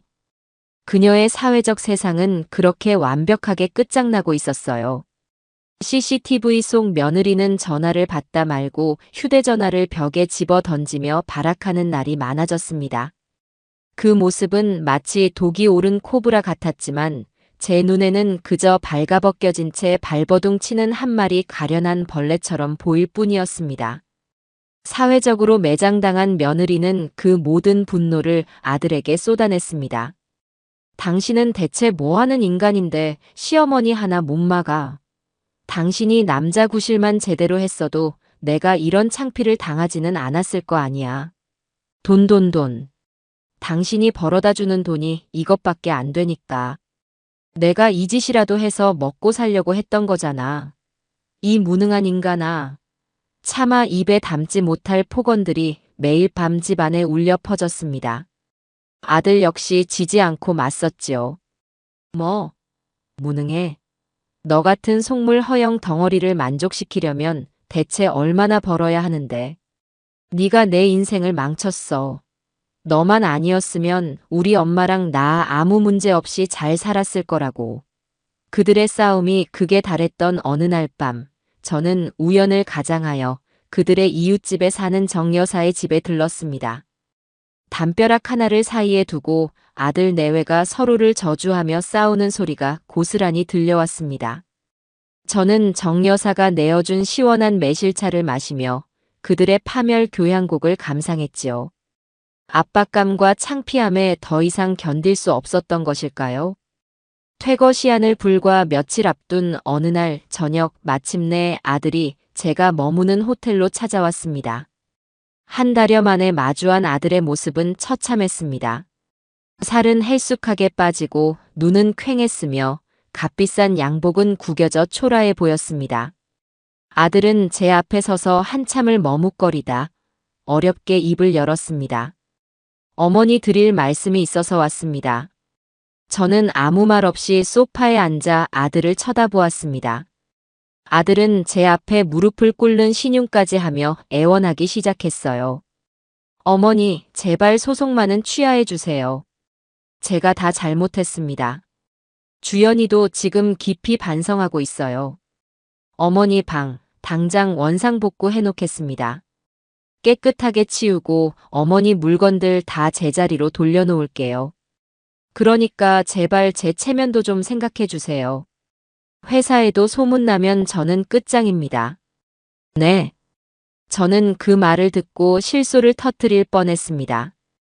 깊이 반성한다는 며느리는 바로 그 순간에도 CCTV 속에서 배달 음식을 시켜 먹으며 TV를 보고 있었고 아들의 사과에는 진심 어린 뉘우침이 아닌 오직 자신의 체면을 걱정하는 이기심만이 가득했습니다. 끝까지 저를 위하는 마음은 눈곱만큼도 없었던 겁니다. 저는 자리에서 일어나 창가로 걸어갔습니다. 그리고 화려한 도시의 야경을 등지고 서서 아들에게 마지막 통보를 했습니다. 제 목소리는 얼음장처럼 차갑고 단단했어요. 만석아, 너는 아직도 상황 파악이 안 되는 모양이구나. 내가 지금 고작 방 한 칸 되찾자고 이러는 것 같니? 아들은 제 말의 의미를 이해하지 못하고 고개를 들었습니다. 저는 천천히 몸을 돌려 아들의 눈을 똑바로 쳐다보며 말했습니다. 이제 와서 방을 돌려주겠다. 웃기지 마라. 너희는 이미 선을 넘었어. 나를 기만하고 내쫓고 내 집을 너희의 더러운 돈벌이 수단으로 삼았지. 나는 내 방을 되찾으려는 게 아니야. 내 인생과 내 집의 주인 자리를 되찾으려는 거다. 저는 아들에게 한 걸음 다가가 그의 귓가에 속삭이듯 하지만 그 어떤 고함보다도 서늘한 목소리로 말했습니다. 그리고 한 가지 똑똑히 알아두렴. 이제 그 집은 더 이상 네 집이 아니다. 너희는 내 집에 기생하던 이제는 박멸해야 할 해충일 뿐이야. 제 말을 들은 아들의 얼굴이 하얗게 질려갔습니다. 그는 무언가 말을 하려 했지만 입술만 뻐끔거릴 뿐 아무 소리도 내지 못했어요. 저는 그런 아들을 차갑게 지나쳐 문을 열었습니다. 돌아가라. 그리고 네 아내에게도 똑똑히 전해. 30일이 지나면 너희는 길바닥에 나앉게 될 거라고. 변호사 사무실에서 보자꾸나. 저는 아들을 문 밖으로 내보내고 망설임 없이 문을 닫았습니다. 문 뒤에서 아들이 절망적으로 제 이름을 부르는 소리가 들려왔지만 제 마음은 조금도 흔들리지 않았습니다. 가엾은 내 아들. 진정한 지옥은 아직 시작도 하지 않았는데 벌써부터 울기는 일렀지요. 약속했던 30일이라는 시간은 속절없이 흘러갔습니다. 아들 내외는 제 마지막 경고를 귓등으로 흘려들은 모양인지 집에서 나갈 기미를 보이지 않았어요. 아마 설마 친아들을 상대로 진짜 소송까지 하겠어? 하는 안일한 기대를 품고 있었겠지요. 그들은 저 이영순이라는 사람을, 그리고 자식에게 배신당한 어미의 분노를 너무나도 얕보고 있었습니다. 퇴거 시한이 지난 다음 날 아침, 저는 최 변호사와 함께 법원으로 향했습니다. 최 변호사는 한치의 망설임도 없이 건물명도 청구 소송 소장을 접수했습니다. 이제 이 싸움은 더 이상 가족 간의 다툼이 아닌 명백한 법적 분쟁이 된 것입니다. 소송이 진행되는 동안 법원은 아들 내외에게 점유이전금지 가처분 결정을 내렸습니다. 이것은 그들이 소송 중에 집을 다른 사람에게 팔거나 세를 주는 등의 행위를 일체할 수 없도록 묶어두는 조치였지요. 그들은 이제 제 집에서 옴짝달싹도 못하는 신세가 된 겁니다. 명도 소송과 동시에 제가 국세청에 접수했던 민원도 본격적인 위력을 발휘하기 시작했습니다. 국세청은 제가 제출한 CCTV 영상과 증인들의 진술서를 토대로 며느리 한주연에 대한 고강도 세무조사에 착수했습니다. 세무조사관들이 집에 들이닥친 날, 며느리는 거의 실신 직전까지 갔다고 이웃인 정 여사가 전해주더군요. 조사관들은 집 안 구석구석을 뒤지며 며느리가 그동안 벌어들인 불법 소득의 규모를 파악하기 시작했습니다. 며느리가 VVIP 고객들을 상대로 받아 챙긴 현금, 명품 가방으로 받은 뇌물, 차명 계좌를 통해 숨겨둔 돈까지 그동안의 모든 탈세 행각이 백일하에 드러나기 시작했어요. 국세청이 추산한 탈세액과 그에 따른 가산세는 며느리가 평생을 벌어도 갚기 힘든 상상을 초월하는 금액이었습니다. 며느리는 이제 소송 피고인 신분에 더해 악질적인 탈세범이라는 주홍글씨까지 새기게 된 것입니다. 그런데 이 모든 것을 뛰어넘는 그야말로 제 심장을 서늘하게 만든 사건이 터지고야 말았습니다. 명도 소송을 준비하던 최 변호사가 법원에서 해당 주택의 등기부등본을 다시 열람하던 중 이상한 점을 발견했다며 제게 급히 연락을 해왔습니다. 형수님, 혹시 최근에 집을 담보로 대출받으신 적이 있으십니까? 저는 영문을 몰라 되물었습니다. 아니요. 남편이 물려준 이 집에 빚 만드는 일은 절대 없을 거라고 맹세했는데 그게 무슨 말입니까? 최 변호사의 목소리가 심각하게 가라앉았습니다. 등기부등본을 확인해 보니 형수님이 해외에 계시던 기간에 시중은행 한 곳에서 3억 원의 주택담보대출이 실행된 것으로 나옵니다. 채권 최고액이 3억 6천만 원으로 설정되어 있어요. 그 말을 듣는 순간 제 머리를 무언가가 아주 세게 내리치는 듯한 충격을 받았습니다. 저는 대출을 받은 적이 없었습니다. 그렇다면 범인은 단 한 사람밖에 없었지요. 저는 떨리는 손으로 최 변호사와 함께 해당 은행을 찾아갔습니다. 그리고 대출 관련 서류를 확인하는 순간 저는 온몸에서 피가 빠져나가는 듯한 끔찍한 기분을 느껴야 했습니다. 대출 신청 서류에는 제 이름이 버젓이 적혀 있었고 제 인감 도장이 선명하게 찍혀 있었습니다. 필체는 교묘하게 제 글씨를 흉내내고 있었지만 제가 쓴 것이 아니라는 것은 한눈에 알 수 있었어요. 제 아들 김만석이 제 인감을 훔쳐 위조 서류를 만들고 제 집을 담보로 거액의 대출을 받아 빼돌린 것이었습니다. 그 돈은 어디로 갔을까요? 아마도 며느리의 사치스러운 생활을 유지하고 불법적인 사업을 확장하는 데 쓰였을 겁니다. 저는 그 서류를 붙잡고 한참 동안이나 말을 잇지 못했습니다. 배신감보다 더 깊은 인간에 대한 근원적인 환멸이 제 온몸을 휘감았습니다. 내 아들이 내 배 아파 낳은 자식이 어떻게 어미의 등을 향해 이런 끔찍한 칼을 꽂을 수 있단 말입니까? 최 변호사는 분노로 얼굴이 시뻘개졌습니다. 그는 즉시 은행 측에 사기 대출임을 통보하고 저를 대신하여 검찰에 아들 김만석을 사문서 위조 및 사기 혐의로 형사고발했습니다. 민사소송이었던 명도소송과는 차원이 다른 문제였습니다.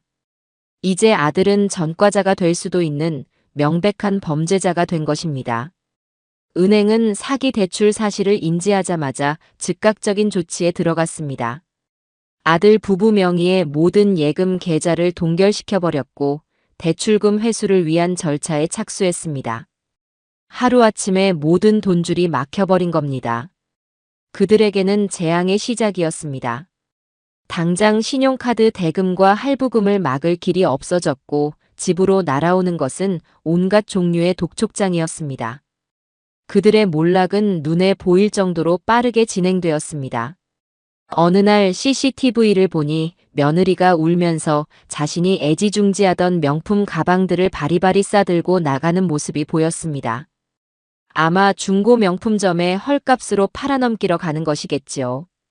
며칠 뒤에는 아들이 타던 번쩍이는 외제차가 사라지고 그 자리에 낡은 국산 중고차가 서 있었습니다. 그들이 그토록 과시하던 부와 사치의 상징물들이 하나씩 사라져가는 것을 지켜보는 것은 실로 통쾌한 광경이었습니다. 그들은 더 이상 고급 레스토랑에서 외식을 하거나 백화점에서 쇼핑을 할 수 없게 되었습니다. 하루하루를 빚독촉에 시달리며 서로의 초라해진 모습을 경멸하고 원망하며 살아가는 지옥 같은 나날이 시작된 것입니다. 저는 호텔 창가에 서서 텅 비어가는 그들의 주차장을 내려다보며 조용히 의졸였습니다. 아직 멀었다. 너희가 나에게서 앗아간 것들에 비하면 이 정도는 아무것도 아니란다. 너희는 이제부터 가진 모든 것을 잃고 세상에서 가장 비참한 밑바닥까지 떨어지게 될 테니까. 저의 복수는 이제 그 누구도 막을 수 없는 거대한 급류가 되어 그들을 향해 달려가고 있었습니다. 사문서 위조 및 사기 혐의로 형사 고발이 접수되자 제 아들 김만석의 세상은 이전과는 비교도 할 수 없는 속도로 무너져 내리기 시작했습니다. 민사소송과 세무조사가 그들의 살을 도려내는 고통이었다면 형사고발은 그들의 뼈를 부러뜨리고 숨통을 조이는 것이었으니까요. 아들은 피의자 신분으로 경찰서에 출석하라는 통보를 받았습니다. 저는 최 변호사를 통해 담당 형사에게 제가 가진 모든 증거, 아들이 제 인감을 훔쳤을 것으로 추정되는 시점의 CCTV 영상, 대출이 실행된 후 며느리가 명품 쇼핑을 하는 모습, 그리고 그들의 대화 녹취록까지를 제출했습니다. 이제 아들은 더 이상 아내가 시켜서 어쩔 수 없었다는 비겁한 변명 뒤에 숨을 수 없게 된 것입니다. 경찰서의 좁은 조사실에 마주 앉은 아들의 모습은 초라하기 그지없었다고 합니다. 이 모든 것은 나중에 최 변호사가 사건 기록을 열람하고 제게 전해준 이야기입니다. 아들은 처음에는 혐의를 부인하려 애썼다고 해요. 제가 어머니 집을 담보로 대출을 받았다니요. 말도 안 됩니다. 무언가 착오가 있는 것 같습니다. 하지만 담당 형사는 코웃음 한번 치지 않고 서류 뭉치를 책상 위에 던지듯 올려놓았습니다. 그 안에는 은행에서 제출한 대출 신청 서류, 필적 감정 결과, 그리고 제 인감 도장이 찍힌 위임장 사본이 들어 있었습니다. 형사는 차가운 목소리로 물었습니다. 김만석 씨 필적이 아니라는 겁니까? 대한민국 국립과학수사연구원의 감정 결과가 틀렸다는 말입니까? 아들은 더 이상 아무 말도 하지 못하고 고개를 숙였다고 합니다. 궁지에 몰린 아들이 마지막으로 기댄 것은 역시나 며느리 한주연이었습니다. 사실은 아내가 사업 자금이 급하게 필요하다고 해서 저는 정말 아내가 어머니께 허락을 받은 줄로만 알았습니다. 저는 정말 몰랐습니다. 모든 것은 아내가 꾸민 일입니다.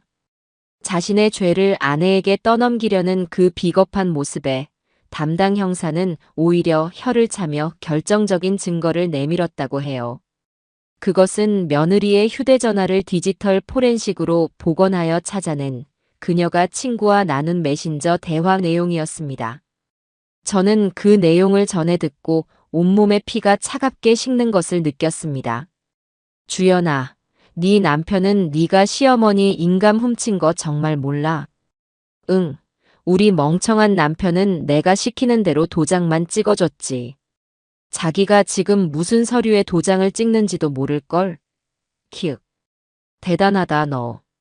그러다 들키면 어쩌려고. 들키면? 들키면 그땐 그이가 다 책임지면 되지. 사랑하는 아내를 위해서 그 정도도 못 해주겠어? 어차피 그 늙은이가 순순히 집을 넘겨줄 리도 없고 이렇게라도 해서 미리 우리 몫을 챙겨놔야지.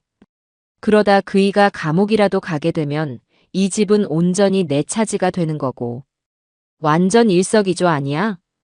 메신저 대화 내용은 충격 그 자체였습니다. 며느리는 처음부터 아들을 방패막이 삼아 이용하고 모든 죄를 뒤집어 씌울 계획까지 세우고 있었던 겁니다. 심지어 아들이 감옥에 가면 집을 독차지할 수 있다는 계산까지 하고 있었어요. 이것은 단순한 부부싸움이나 고부 갈등의 문제가 아니었습니다. 완벽하게 계획된 사기극이자 인간의 영혼을 파괴하는 악랄한 범죄였습니다. 형사는 그 대화 내용을 아들 앞에서 천천히 아주 또박또박 읽어내려갔습니다. 한 문장 한 문장이 끝날 때마다 아들의 얼굴은 하얗게 그리고 푸르게 질려갔다고 합니다. 자신이 사랑했던 아내가 자신의 인생을 걸고 지키려 했던 그 여자가 자신을 얼마나 한심하고 우습게 생각했는지, 얼마나 철저하게 자신을 기만하고 이용했는지 깨닫는 순간이었겠지요. 아들은 그 자리에서 무너져 내렸습니다. 더 이상 변명도 책임 전가도 없이 자신의 어리석음과 죄를 모두 인정하고 자백하기 시작했다고 합니다. 그날 밤 만신창이가 된 모습으로 경찰서를 나선 아들은 집으로 향했습니다. CCTV 화면 속 아들의 눈은 텅 비어 있었습니다. 그는 현관문을 열고 들어서자마자 소파에 누워 과자를 먹으며 TV를 보고 있던 며느리에게 다가갔습니다. 그리고는 아무 말 없이 형사가 보여주었던 그 메신저 대화 내용을 읊기 시작했습니다. 우리 멍청한 남편은 내가 시키는 대로 도장만 찍어줬지. 아들의 목소리에 며느리의 얼굴이 순식간에 굳어졌습니다. 그녀는 스마트폰을 빼앗아 보려 했지만 아들은 그녀의 손을 거칠게 뿌리쳤습니다. 모든 것을 알게 되었다는 것을 직감한 며느리는 그러나 반성하기는커녕 오히려 독을 품고 아들에게 덤벼들었습니다. 그래, 어쩔 건데. 봤어?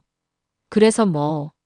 너처럼 무능하고 시어머니 치마폭에서 벗어나지도 못하는 셔츠 보이랑 사는데 내가 그 정도 계획도 못 세울까봐? 네가 나한테 해준 게 뭐가 있는데. 이 집도 돈도 다 원래 내 것이었어야 했다고. 며느리의 그 적반하장식 태도는 아들의 마음에 남아있던 마지막 미련마저 완전히 끊어버리는 칼날이 되었습니다. 아들은 허탈하게 웃으며 말했습니다. 그래, 네 말이 맞다. 내가 정말 멍청한 놈이었구나. 너 같은 악마를 사랑하고 너를 위해 내 어머니를 버렸으니 내가 천하의 불효자였어. 아들은 더 이상 그녀와 말을 섞을 가치조차 느끼지 못하는 듯 자신의 방으로 들어가 짐을 챙기기 시작했습니다. 며느리가 뒤에서 무어라 악을 쓰며 저주를 퍼부었지만 아들은 단 한 번도 뒤돌아보지 않고 작은 가방 하나만을 든 채 그 집을 나섰습니다. 그가 평생을 후회하게 될 지옥의 문을 제 발로 걸어 나온 순간이었습니다. 그날 밤늦게 저는 호텔 방의 초인종 소리에 잠을 깼습니다. 문을 열자 그곳에는 넋이 나간 모습의 아들이 서 있었습니다. 아들은 저를 보자마자 그 자리에 무너져 내렸습니다. 그리고는 제 바짓가랑이를 붙잡고 아이처럼 목 놓아 울기 시작했어요. 그때 저는 이미 자식이기를 포기한 겁니다. 제 욕심 때문에, 제 안일함 때문에 어머니가 평생을 바친 이 집에서 쫓겨나는 걸 방관했습니다. 저는 어머니의 아들이 될 자격이 없습니다. 용서라는 말은 감히 입에 담지도 못하겠습니다. 그저 제가 저지른 잘못을 바로잡을 기회를 주십시오. 그 여자와는 모든 것을 끝내고 제 인생을 바쳐서라도 어머니의 삶을 원래대로 돌려놓겠습니다. 그러니 어머니 저를 다시 아들로 생각하지 마십시오. 그냥 어머니 인생을 망칠 뻔했던 어리석고 철없는 놈으로만 여겨주십시오. 그걸로도 저는 과분합니다. 아이러니하게도 아들의 그 절규 속에서 저는 처음으로 한 가닥의 진심을 느낄 수 있었습니다. 아들은 이제야 비로소 깨달은 것입니다. 자신이 저지른 죄의 무게를, 그리고 그 죄가 결코 쉽게 용서받을 수 있는 성질의 것이 아님을 말입니다. 저는 아무 말 없이 바닥에 엎드려 우는 아들의 등을 내려다보았습니다. 제 마음속에서는 분노와 연민, 슬픔과 안도감이 뒤섞여 폭풍처럼 휘몰아치고 있었어요. 하지만 저는 아들을 일으켜주거나 괜찮다고 말해주지 않았습니다. 용서는 그가 받아야 할 죗값을 모두 치르고 난 뒤에, 아주 오랜 시간이 흐른 뒤에나 제가 고려해 볼 수 있는 문제였으니까요. 저는 그저 조용히 문을 닫고 아들이 어둠 속에서 자신의 죄를 마주하고 홀로 울도록 내버려 두었습니다. 그것이 제가 어미로서 아들에게 내려줄 수 있는 가장 첫 번째이자 마지막 자비였습니다. 아들의 길고 혹독한 각성은 그렇게 시작되고 있었습니다. 아들이 집을 나간 뒤에도 며느리 한주연은 여전히 제 집에 버티고 있었습니다. 아마도 아들이 돌아와 자신에게 용서를 빌 것이라는, 혹은 이 모든 상황이 어떻게든 해결될 것이라는 헛된 기대를 품고 있었는지도 모르겠습니다. 하지만 그녀의 기대와는 달리 세상은 그녀에게 그 어떤 자비도 베풀지 않았습니다. 마침내 법원에서 건물명도 청구 소송의 판결이 나왔습니다. 결과는 당연히 저의 완벽한 승소였지요. 법원은 피고 한주연과 김만석에게 해당 주택을 즉시 원고 이영순에게 인도하고 소송 기간 동안의 부당이득금을 지급하라는 명령을 내렸습니다. 물론 며느리는 판결문을 받고도 꿈쩍도 하지 않았어요. 그러자 최 변호사는 지체 없이 법원에 강제 집행을 신청했습니다. 그리고 마침내 그녀에게 최후의 심판이 내려지는 날이 밝았습니다. 강제 집행이 예고된 날 아침, 저는 집에서 조금 떨어진 정 여사의 부동산 사무실 창가에 앉아 그 모든 광경을 지켜보았습니다. 법원에서 나온 집행관들과 이삿짐센터 직원들이 트럭을 대기시키고 집으로 향하는 모습은 마치 거대한 성을 함락시키기 위해 진군하는 군대처럼 보였습니다. 집행관들이 초인종을 누르고 법원의 명령을 고지했지만 며느리는 문을 걸어 잠근 채 아무런 반응도 보이지 않았습니다. 결국 집행관들은 열쇠 수리공을 불러 강제로 문을 열고 집 안으로 진입했습니다. 잠시 후 집 안에서는 며느리의 찢어지는 듯한 비명소리가 터져 나왔습니다. 나가. 다들 나가. 여긴 내 집이야. 누구 마음대로 남의 물건에 손을 대. 그 소란에 동네 사람들이 하나둘씩 집 앞으로 몰려들기 시작했고 순식간에 수십 명의 구경꾼이 모여들었습니다. 집행관들은 며느리의 발악에도 아랑곳하지 않고 묵묵히 자신들의 일을 수행했습니다. 이삿짐센터 직원들이 며느리가 그토록 자랑하던 고가의 이탈리아제 소파를 드러내기 시작하자 그녀는 거의 이성을 잃고 소파 다리를 붙잡고 늘어졌습니다. 안 돼. 이건 내 거야. 이거 사려고 내가 얼마나 고생했는데. 하지만 건장한 남자 직원 두어 명에게 그녀는 그저 귀찮은 장애물일 뿐이었습니다. 그녀는 속절없이 질질 끌려나와 길바닥에 내팽개쳐졌습니다. 그 후로는 그야말로 일사천리였습니다. 그녀가 사들인 온갖 사치품들, 거대한 TV, 대리석 식탁, 명품 옷으로 가득 찬 옷장, 그리고 그녀의 불법 사업 도구였던 수십 개의 캣타워와 케이지들이 쉴 새 없이 밖으로 쏟아져 나왔습니다. 그녀의 허영과 탐욕의 증거물들이 동네 사람들 전체의 구경거리가 되어 길가의 산더미처럼 쌓여갔습니다. 그 모습은 실로 장관이면서도 한편으로는 처참하기 그지없었습니다. 머리를 풀어 헤치고 길바닥에 주저앉아 울부짖는 며느리의 모습은 더 이상 예전에 제가 알던 그 당당하고 오만한 모습이 아니었습니다. 그녀는 그저 모든 것을 잃어버린 초라하고 가련한 한 명의 패배자일 뿐이었어요. 동네 사람들은 그녀를 향해 수군거리기 시작했습니다. 어머, 저 여자 아니야? 시어머니 내쫓고 집 차지했다던 그 악독한 며느리. 꼴 좋다. 남의 눈에 눈물 나게 하면 자기 눈에는 피눈물 나는 법이지. 이 모든 광경을 지켜보는 제 마음은 이상하리만치 평온했습니다. 통쾌함보다는 이제야 모든 것이 제자리로 돌아가고 있다는 안도감에 가까운 감정이었지요. 한바탕 소란이 끝나고 집이 완전히 비워지자 집행관은 제게 다가와 열쇠를 건네주며 말했습니다. 이제 이 집은 완전히 선생님의 것입니다. 수고 많으셨습니다. 저는 그 열쇠를 건네받아 손에 꽉 쥐었습니다. 차갑고 단단한 쇠의 감촉이 제가 잃어버렸던 지난 시간을 되찾아준 것만 같았습니다. 며느리의 불행은 여기서 끝나지 않았습니다. 며칠 뒤 국세청으로부터 최종 과세 통지서가 날아왔습니다. 그녀가 탈세한 금액에 징벌적인 가산세까지 더해져 그녀에게는 천문학적인 액수의 세금이 부과되었습니다. 평생을 일해도 갚을 수 없는 거대한 족쇄가 그녀의 발목에 채워진 것입니다. 이어서 사문서 위조 및 사기 사건에 대한 형사재판 결과도 나왔습니다. 아들은 모든 혐의를 자백하고 깊이 뉘우치는 점, 그리고 제가 아들의 처벌을 원하지는 않지만 죄에 대한 책임은 마땅히 져야 한다는 취지의 탄원서를 제출한 것이 참작되어 집행유예를 선고받았습니다. 하지만 며느리는 끝까지 자신의 죄를 뉘우치지 않고 모든 책임을 아들에게 떠넘기려 한 점이 괘씸죄로 작용하여 아들과 같은 집행유예를 선고받았지만 훨씬 더 무거운 사회봉사 명령까지 추가되었습니다. 비록 감옥에 가는 것은 면했지만 그들의 인생에는 전과자라는 지울 수 없는 낙인이 찍히게 된 것입니다. 이제 빈털터리 범죄자 신세가 된 며느리에게 남은 마지막 희망은 친정뿐이었습니다.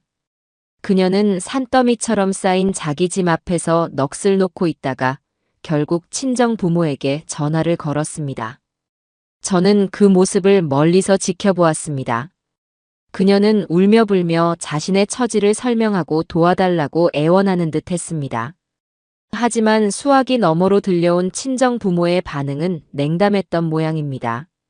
한참을 통화하던 며느리는 갑자기 전화기를 붙들고 절규하기 시작했습니다. 아빠, 엄마, 어떻게 나한테 이럴 수 있어? 내가 누구 때문에 이렇게 됐는데. 제발 나 좀 살려줘.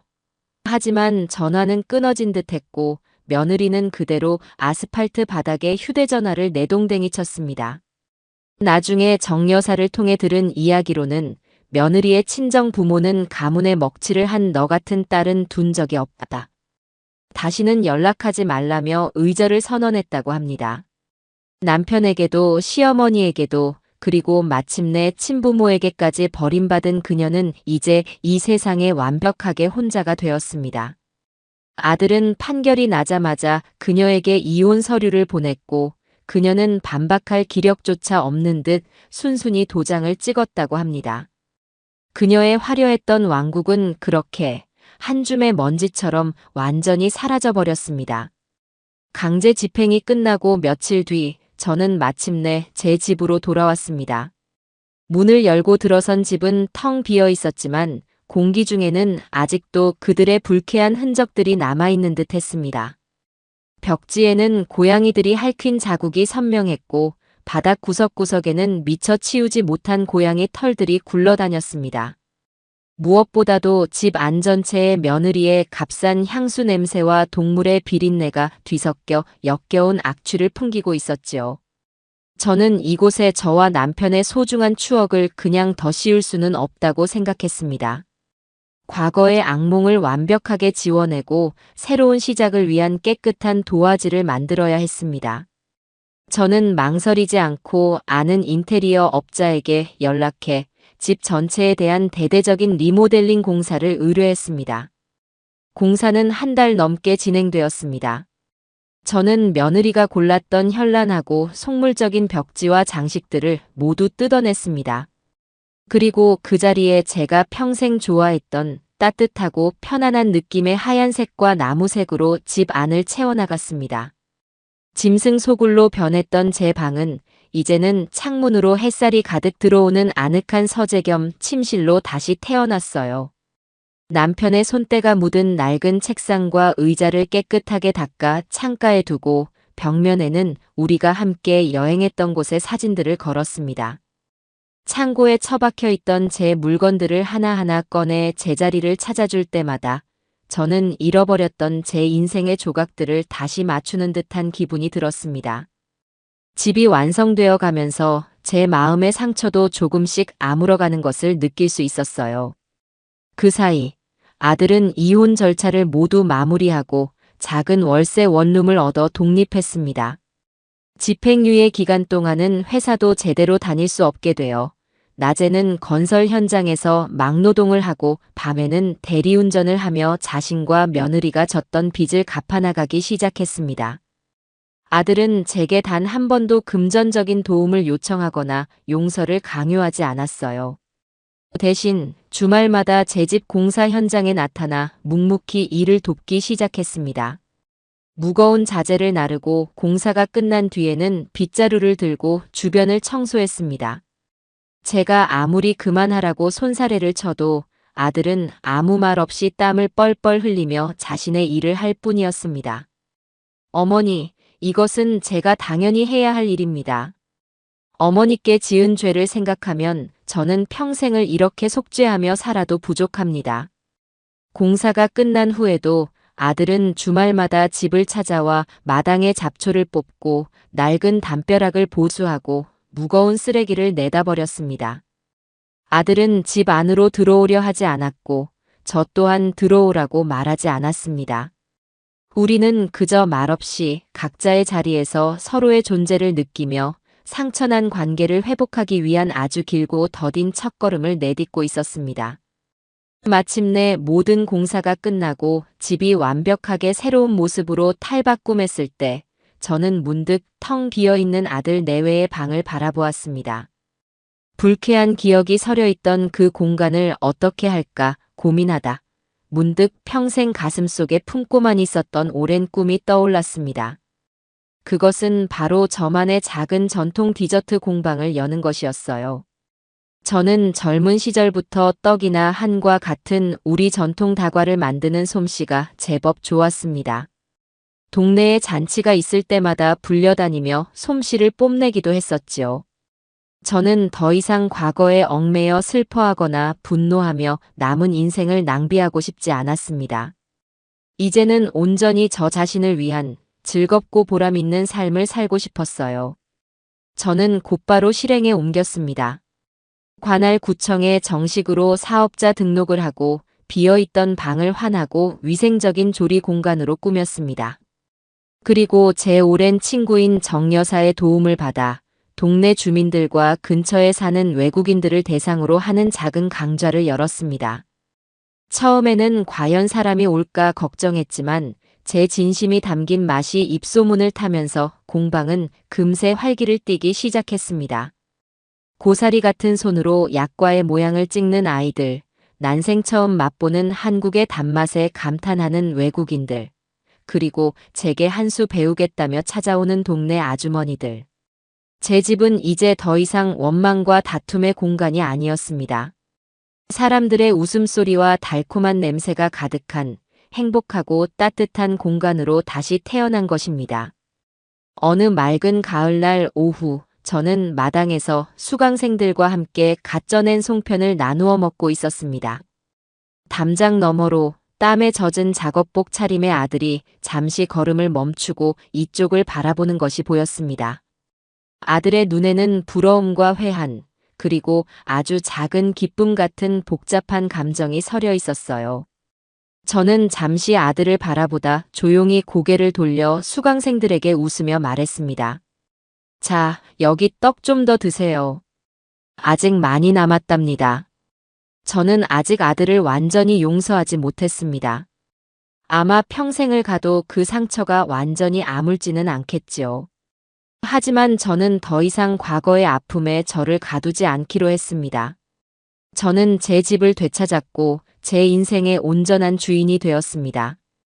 그리고 무엇보다 분노의 시간이 끝나고 찾아온 이 평화로운 일상 속에서 새로운 행복을 만들어가는 법을 배우고 있었습니다. 햇살이 가득한 제 마당에서 저는 그 누구보다 강하고 자유로운 사람으로 제2의 인생을 힘차게 살아가고 있었습니다. 시간은 참으로 정직한 판사와 같다는 생각을 합니다. 누구에게나 똑같이 흐르는 것 같지만 그 시간을 어떻게 보내느냐에 따라 마지막에 건네주는 열매의 맛은 천양지차로 달라지니까요. 제 집에서 며느리의 흔적을 지워내고 새로운 시작을 선언한 지 어느덧 2년이라는 세월이 흘렀습니다. 처음에는 어색하고 낯설기만 하던 제 햇살 담은 공방은 이제 이 동네의 작은 명물이 되었어요.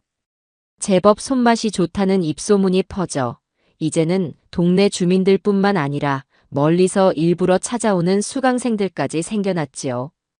제 집은 더 이상 적막하지 않습니다. 매일같이 고소한 기름 냄새와 달콤한 조청 냄새가 담장을 넘고 사람들의 정겨운 웃음소리가 마당을 가득 채웁니다. 금발의 미국인 아가씨애는 이제 제법 능숙하게 다식을 찍어내고 옆집의 새댁은 시어머니 생신상에 올릴 떡 케이크를 배우겠다며 열심입니다. 저는 그들에게 그저 디저트를 만드는 기술만을 가르치지 않아요.